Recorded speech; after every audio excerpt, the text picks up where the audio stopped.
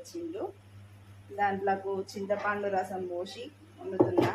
ఈ ఉల్లిగడ్డలు పచ్చిమిరపకాయలు గిన్నె అయితే పెట్టిన, గిన్నెలో నూనె అయితే పోసిన, దాసం చెక్క లవంగాలు వేసిన, అవైతే మంచిగానే గోలినాయి. తర్వాత ఇవి వేస్తున్నా.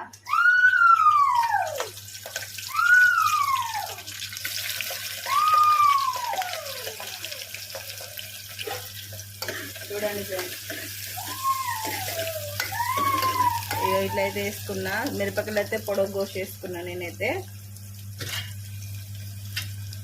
కొంచెం ఉప్పు అయితే వేసుకున్నా, మంచిగా గోలుతాయని.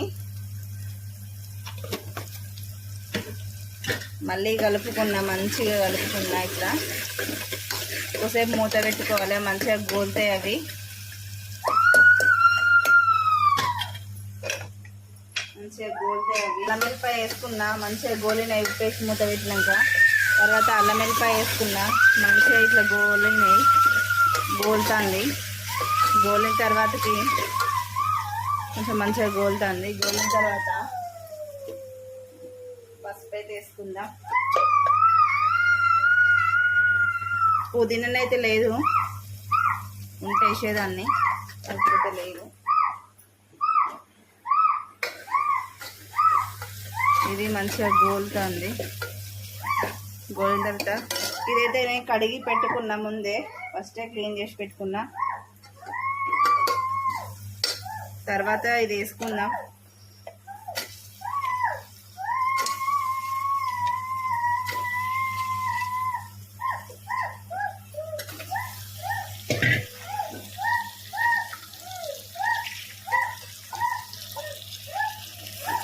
ఇట్లా మంచిగా కలుపుకోవాలి. నూనెలో మంచిగా గోలాలి, టేస్ట్ మంచిగా ఉంటుంది ముక్క.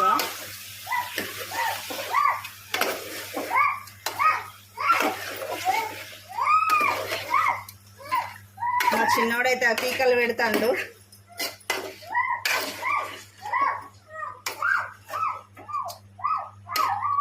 ఇది మంచిగా నూనెలో గోలిన తర్వాతకి మంచిగా ఉప్పు కారం వేసుకుందాం. ఒకసారి అయితే మూత పెట్టుకుందాం.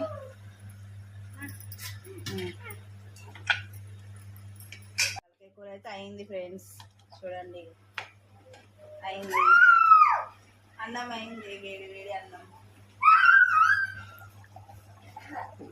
తలకాయ కూర అయితే అయింది. ఈరోజు అయితే సండే స్పెషల్ తలకాయ కూర అన్నట్టు.